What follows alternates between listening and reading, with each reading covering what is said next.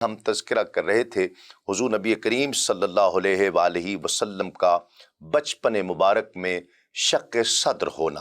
امام حلبی لکھتے ہیں کہ نبی کریم صلی اللہ علیہ وآلہ وسلم نے فرمایا کہ میرے پاس دو آدمی آئے تھے جنہوں نے سفید کپڑے پہن رکھے تھے، یعنی وہ دونوں حضرت جبریل اور حضرت میکائیل تھے۔ یہی دونوں اس دوسری روایت میں بھی مراد ہیں جس میں آپ صلی اللہ علیہ وآلہ وسلم نے فرمایا کہ میرے پاس دو سفید رنگ کے پرندے آئے تھے جو عقاب کی طرح تھے۔ سیرت حلبیہ کی ہی ایک اور روایت میں ہے کہ آپ صلی اللہ علیہ وآلہ وسلم پر دو ساس نما پرندے اترے، ان میں سے ایک نے اپنی چونچ سے حضور نبی کریم صلی اللہ علیہ وآلہ وسلم کا شکم مبارک کھولا اور دوسرے نے اپنی چونچ سے اس میں برف اور ٹھنڈک ڈالی۔ کہا جاتا ہے کہ یہ بھی پرندے عقاب جیسے ہی ہوتے ہیں اور سارس جیسے بھی ہوتے ہیں۔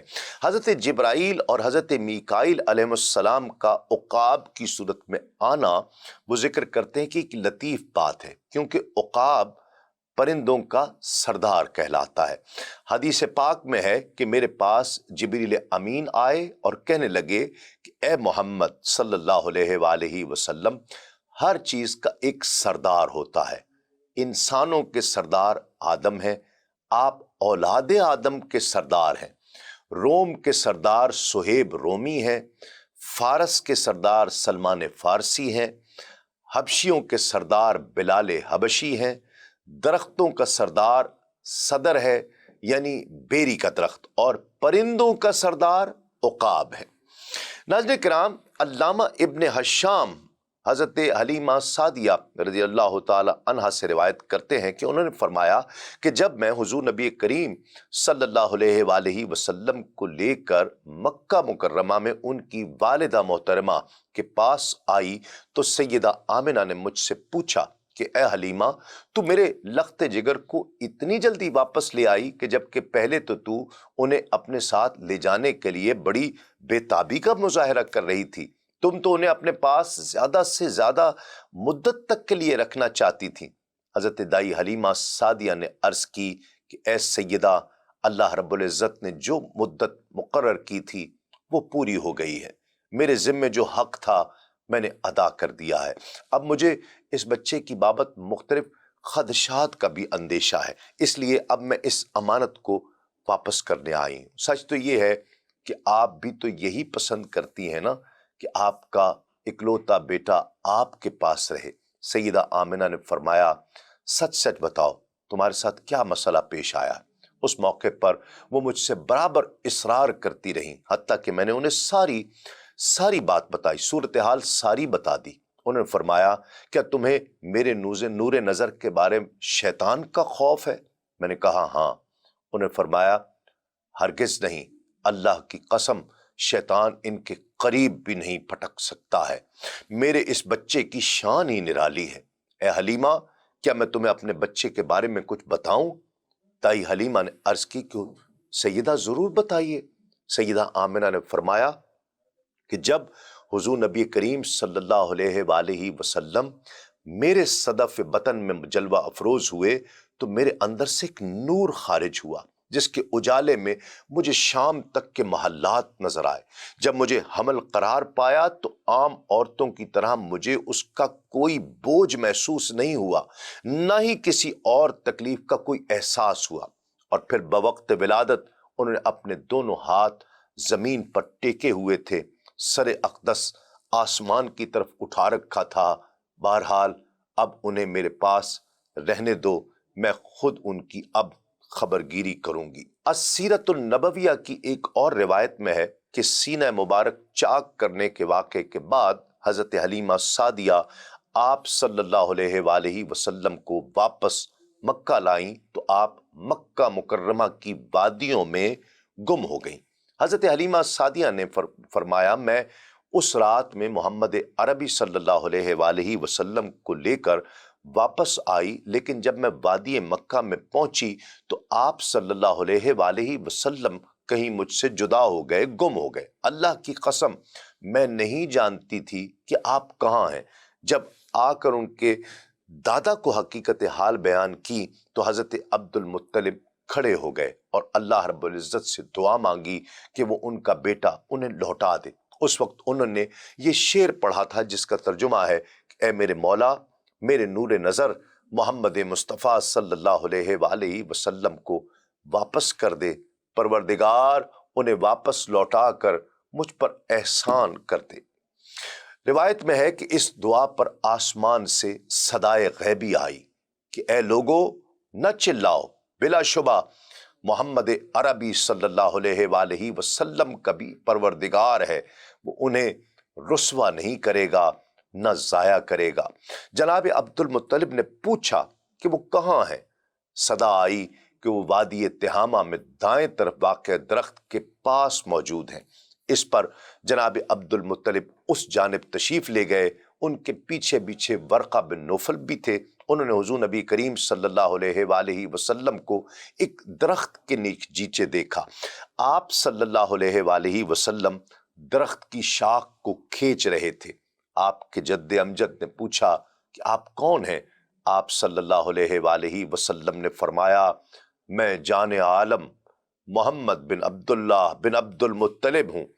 حضرت عبد المطلب نے کہا، اے میرے بیٹے، میں آپ کا دادا ہوں، میری جان آپ پر فدا ہو جائے۔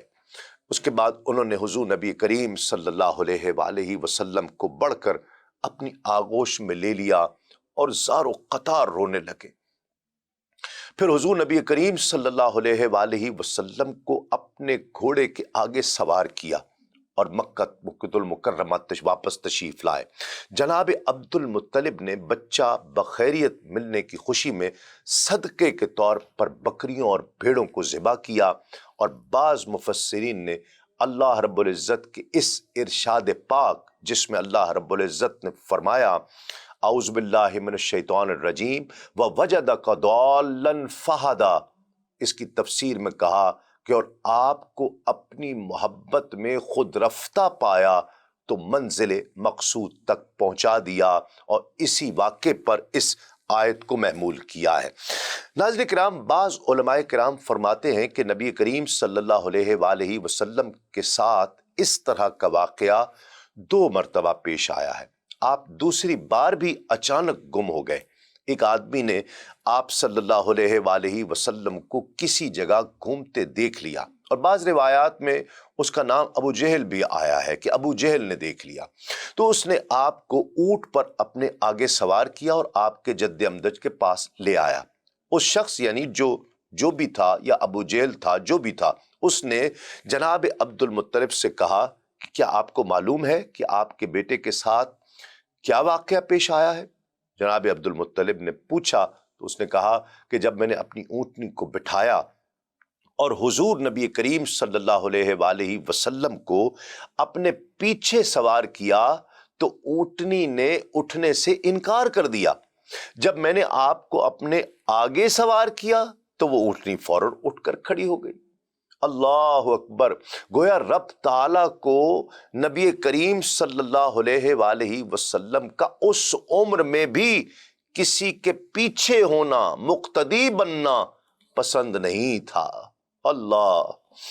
ناظرین کرام، زمانہ بچپن میں علامات نبوت کے حوالے سے ذکر کرتے ہیں سیرت نگاروں نے حضور نبی کریم صلی اللہ علیہ وآلہ وسلم کی ذات کو اپنی کتابوں میں دیے گئے اشاروں کی روشنی میں پہچان کر یہود کے رد عمل کے اظہار کے مختلف ذکر کیا ہے، مختلف بیان کیے ہیں۔ امام حلبی رحمۃ اللہ تعالیٰ علیہ لکھتے ہیں کہ حضرت حلیمہ سعدیہ رضی اللہ تعالیٰ عنہا نے فرمایا کہ ایک روز میرے پاس سے یہودیوں کی ایک جماعت کا گزر ہوا۔ میں نے ان سے کہا کہ کیا تمہیں اس بیٹے کی نرالی شان کے بارے میں بتاؤں؟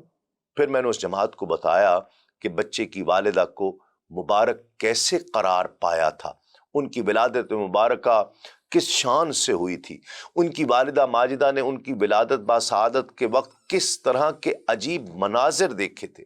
میں نے وہ تمام باتیں ان یہودیوں کو سنا دیں جو میں نے آپ صلی اللہ علیہ وآلہ وسلم کی والدہ ماجدہ سے سنی تھی، اور وہ باتیں بھی جنہیں میں نے خود اپنی نگاہوں سے دیکھا تھا وہ بھی بتائیں۔ میری باتیں سن کر وہ یہودی ایک دوسرے سے کہنے لگے نعوذ باللہ کہ اس بچے کو قتل نہ کر دیں۔ پھر انہوں نے مجھ سے پوچھا کہ کیا یہ یتیم ہے؟ میں نے ڈر کر سچ چھپاتے ہوئے کہا کہ نہیں نہیں، میں اس کی ماں اور یہ یعنی میرے شوہر اس کے باپ ہیں۔ انہوں نے کہا بخدا اگر یہ یتیم ہوتا تو ہم اسے ضرور قتل کر دیتے، کیونکہ ہمارے نزدیک مذکورہ بالا جتنی باتیں تم نے بتائی ہیں یہ ساری علامات نبوت کی نشانی ہے۔ ناظرین کرام، علامہ احمد بن زینی دہلان کے مطابق حضرت حلیمہ سعدیہ نے فرمایا کہ میں ایک بار نبی کریم صلی اللہ علیہ وآلہ وسلم کو بازار عکاظ لے گئی تو وہاں ایک کاہن نے آپ صلی اللہ علیہ وآلہ وسلم کی زیارت کی اور پھر بآواز بلند صدا لگائی کہ اے اہل عکاظ اس بچے کو قتل کر دو، نعوذ باللہ، اس کے لیے ایک عظیم الشان مملکت ہوگی۔ میں گھبرا کر آپ صلی اللہ علیہ وآلہ وسلم کو اسی وقت واپس لے آئی تو رب تعالیٰ نے آپ کو نجات عطا کی۔ امام احمد بن زینی دہلان لکھتے ہیں کہ حلیمہ سعدیہ چونکہ آپ کو ایک بے مثل شخصیت کے طور پر پہچان چکی تھیں، اس لیے ایک مرتبہ ان کے دل میں یہ خواہش ہوئی کہ سارے جہان والے دوسرے لوگ بھی اس بچے کی شان کو جان جائیں۔ ناظرین کرام، یہ پیار کی ایک علامت ہے، یہ نیچرل ہے، یہ فطری چیز ہے، اور وہ یہ چاہتی تھی کہ آپ کی عظمت سے دنیا آشکار ہو جائے، سب کو پتہ چل جائے کہ دائی حلیمہ کے پاس جو بچہ ہے وہ کتنی شان والا ہے، وہ کونین کا سربراہ ہے، وہ نبیوں کا سلطان ہے۔ اس وقت وہ بازار عکاظ میں آئی ہوئی تھی، اور یہ عربوں کا بہت بڑا بین القبائلی میلہ ہوا کرتا تھا جس میں لوگ دور دور سے شرکت کے لیے آیا کرتے تھے۔ دستور کے مطابق ہر طبقے اور ہر صلاحیت کے لوگ یہاں آ کر اپنے فن کا مظاہرہ کیا کرتے تھے۔ ایسے موقع پر کاہنوں کی بھی بھرمار ہوا کرتی تھی وہاں پر۔ ایسا ہی ایک کاہن تھا جو اپنے فن میں بڑا ماہر تھا، بڑا طاق تھا، لوگ اپنے بچے اس کے پاس لے جایا کرتے اور وہ ان کے بارے میں پیشن گوئیاں کیا کرتا تھا۔ جب دائی حلیمہ بھی اسی نیت سے حضرت نبی کریم صلی اللہ علیہ وآلہ وسلم کو وہاں لے گئیں، اور جیسے ہی اس کاہن کی نظر نبی کریم صلی اللہ علیہ وآلہ وسلم کے رخ زیبا پر پڑی، جیسے ہی حضور کو دیکھا اس پر سکتہ طاری ہو گیا اور ایک کپ کپی سی طاری ہو گئی، کانپنے لگا۔ اس نے حضور نبی کریم صلی اللہ علیہ وآلہ وسلم کی مبارک آنکھوں میں تیرتے ہوئے سرخ ڈورے دیکھ لیے تو اس کا تجسس اور بڑھ گیا۔ قمیص کا کپڑا اٹھا کر مہر نبوت کو کاندھوں کے درمیان دیکھا تو اس کی چیخ نکل گئی، پھر زور سے چلا کر کہنے لگا اے بنو حذیل، اے قریش، اس بچے کو قتل کر دو، نعوذ باللہ، یہ تمہارے دین اور دستور کا دشمن ہوگا، تمہارے خداؤں کی خدائی پر ضرب لگائے گا، ان کی طاقت کو چیلنج کرے گا اور بتوں کو توڑ دے گا، اپنی روایات کی حفاظت کرو اور اسے ابھی مار ڈالو۔ دائی حلیمہ اس غیر متوقع صورتحال سے گھبرا گئی۔ کاہن کی غوغا آرائی اور بدحواسی دیکھ کر دائی حلیمہ نے عافیت اسی میں سمجھی کہ وہاں سے فوراً آقا علیہ الصلوۃ والسلام کو لے کر چلی جائے۔ وہ کاہن اپنی ہی دھن میں بولے چلے جا رہا تھا۔ جب کافی لوگ اکٹھے ہو گئے تو انہیں ابھارا کہ اس بچے کو قتل کر دو۔ انہیں پوچھا کہ کون سا بچہ؟ وہاں تو کوئی بھی نہیں تھا۔ دائی حلیمہ اسی وقت بہت دور ان سے آقا علیہ الصلوۃ والسلام کو لے جا چکی ہوئی تھی۔ ناظرین کرام، ایسا ہی ایک واقعہ سیرت حلبیہ میں بھی آیا ہے کہ حضرت حلیمہ سعدیہ رضی اللہ تعالی عنہ فرماتی ہیں کہ عکاظ کے واقعے کے بعد میں آپ صلی اللہ علیہ وآلہ وسلم کو ایک بار ذوالمجاز کے میلے میں لے گئی تھی۔ یہ دور جاہلیت کا ایک بازار ہوا کرتا تھا اور میدان عرفات سے سمجھ لیجئے کہ ایک فرسخ دور لگا کرتا تھا۔ اس میلے میں بھی ایک نجومی آیا ہوا تھا، لوگ اسے اپنے بچے دکھایا کرتے اور قسمت کا حال پوچھا کرتے تھے۔